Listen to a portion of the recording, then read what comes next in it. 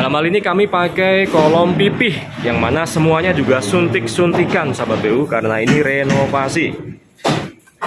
Kolom yang kami pakai berukuran 15 x 40 cm sahabat BU dengan isian besi 6D13 di dalamnya sudah kami cor dengan sistem konvensional. Jadi sebelumnya kami bobok dulu tuh dinding existing yang berwarna putih ini, kita bongkar dulu, kemudian kita suntik pembesian di dalamnya, kemudian kita tutup begesting dan kita cor. Alhamdulillah saat ini sudah selesai untuk pengecoran kolom-kolom beton bertulangnya sahabat PU.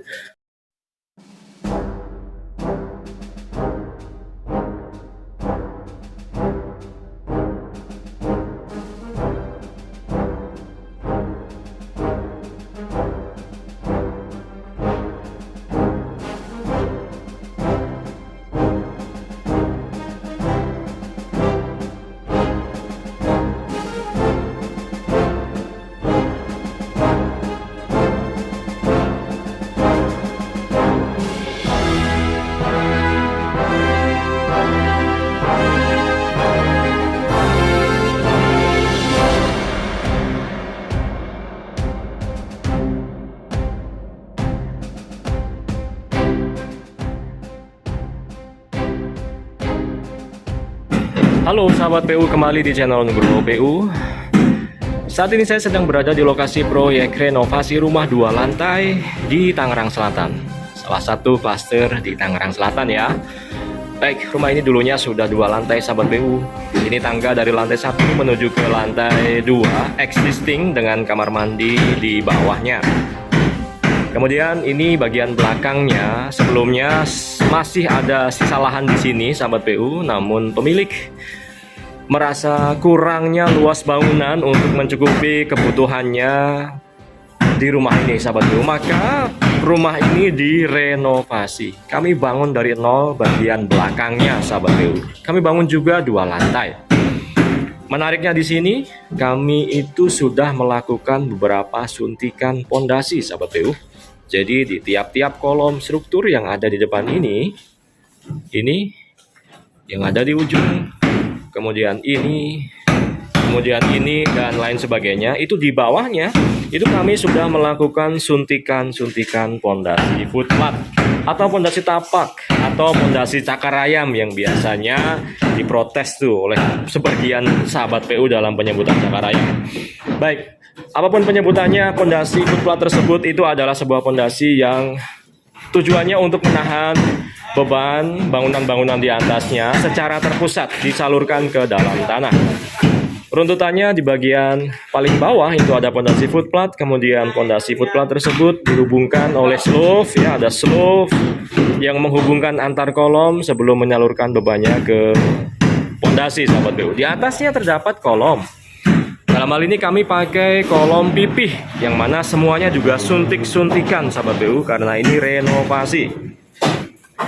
Kolom yang kami pakai berukuran 15 x 40 cm sahabat PU dengan isian besi 6D13 di dalamnya sudah kami cor dengan sistem konvensional. Jadi sebelumnya kami bobok dulu tuh dinding existing yang berwarna putih ini, kita bongkar dulu, kemudian kita suntik pembesian di dalamnya, kemudian kita tutup begesting dan kita cor. Alhamdulillah saat ini sudah selesai untuk pengecoran kolom-kolom beton bertulangnya sahabat PU.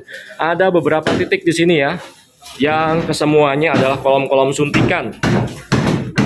Nah, misal ini sahabat PU, ini kolom-kolom suntikan semuanya.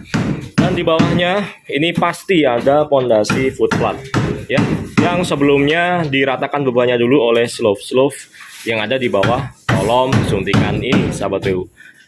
Kenapa saya desain kolomnya pipih supaya rata dengan dinding dan tidak memakan ruang dari rumah ini sahabat PU.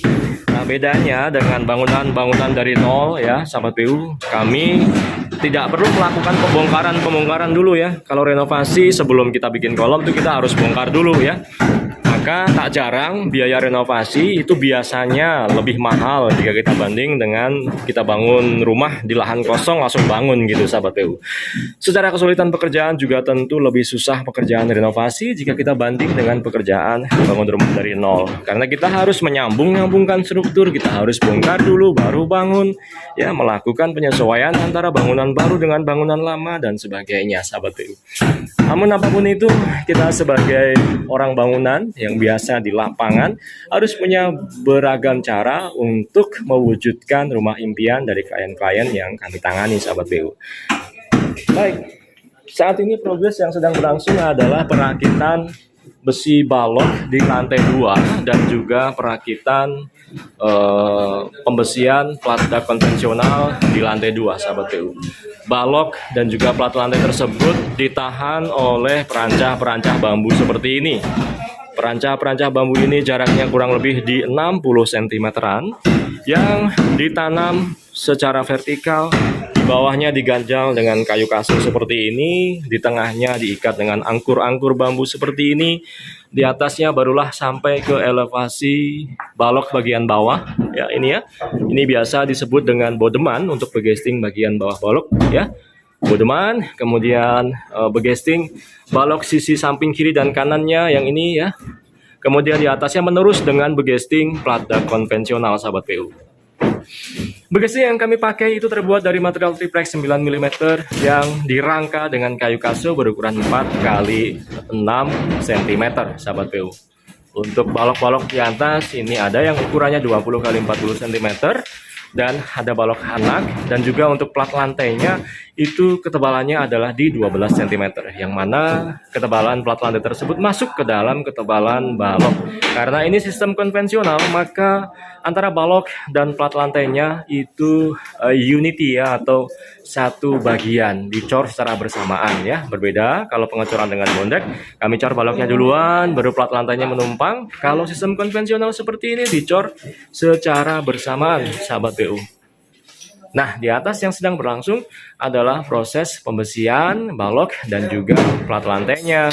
Sebentar lagi kalau sudah selesai, kami akan segera melakukan pengecoran side mix. Kita aduk material betonnya di tempat, sahabat PU. Bisa menggunakan molen beton atau bisa diaduk secara manual, sahabat PU.